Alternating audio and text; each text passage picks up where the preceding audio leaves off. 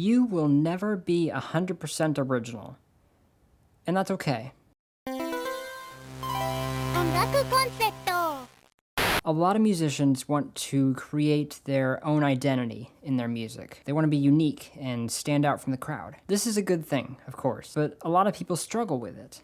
They're afraid of sounding too much like one artist, or they get disappointed because they feel like everything they try and write has been done before by somebody else. That's just it, though. No matter what you come up with, it's been done before. There's this website called tvtropes.org. It's essentially an informal wiki that catalogs tropes or writing tools used in media. I find it fascinating because it does such a great job of breaking down components used in games, books, movies, and TV shows. And one of the things that you discover when you surf the wiki long enough is that nothing is truly original. In fact, there's a page on the wiki specifically for that called So You Want to Be Original. I'll link that in the description. The basic idea is that you can't create something from nothing. And so when you're writing music, you'll find that almost everything that you put down you can find in some other song written by somebody else. Even something that seems completely new is actually comprised of elements that are not. The point that I'm trying to get at is that you should never feel like you have to reinvent the wheel in order to be unique. Musicians like Yasunori Mitsuda or Tom Hack are unique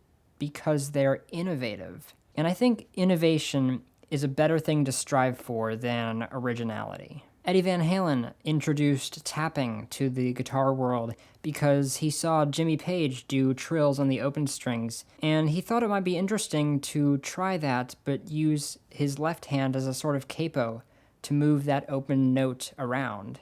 And so he invented tapping. He didn't come up with this out of thin air. He took a pre-existing concept and tried a different approach. Even so, tapping on the guitar was not a new concept. It had been done on acoustic guitars for a long time. It's just not one that electric guitarists were familiar with, which made it all the more unique to his playing style. So how do you become innovative? Think outside the box. That's easier said than done, of course, but a great way to force yourself to think outside the box is to put yourself into a smaller one. Put limits on yourself. You'd be surprised what you can do when you're forced to MacGyver your way out of situations. Now, there's a second part to this discussion. What do you do about plagiarism? First of all, never directly copy another person's song and try and pass it off as your own. That's not cool. You know the guy who composed the music for Dragon Ball Z3?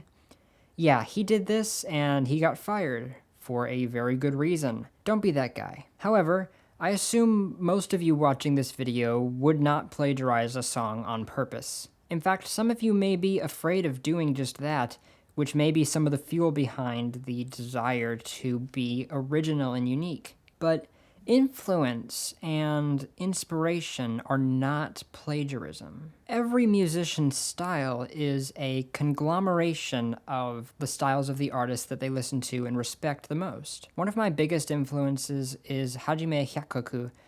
He's a fantastic composer, and I had the chance to interview him recently. When I asked what advice he had for new composers, he told me, listen to as much music as you can, but specifically study the music of the artists that you are most interested in, and copy their music.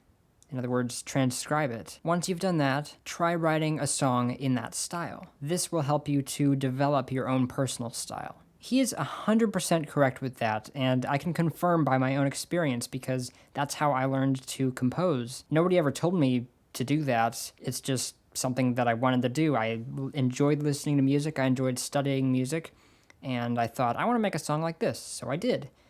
And I learned how to compose that way. In fact, that's how I still compose. A lot of the time, I come up with songs because I want to write a song in this style or something. And if you talk to any professional composers, I think that many of them agree.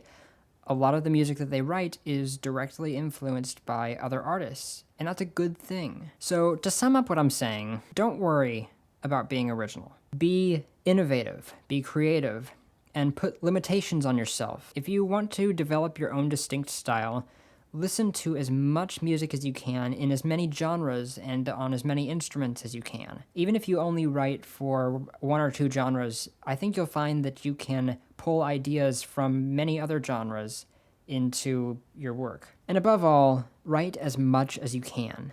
Thank you all for watching. If you have any questions, you can let me know in the comments or email me at ongakuconcept@gmail.com. If you're curious at all about my own music, I've written 2 concept albums that I have up on Bandcamp, which you can find at joshuataipale.bandcamp.com. If you want to chat about composition or share some of your own work, I suggest joining the Facebook group at facebook.com/groups/ongakuconceptvgm. It's a really cool group that I'm really proud to be a part of, so I hope to see you there. Also, reminder, check out that TV Tropes article. I linked it in the description. It's a really, really good read, and it's really inspiring. So thanks again for watching, and I'll see you guys next week.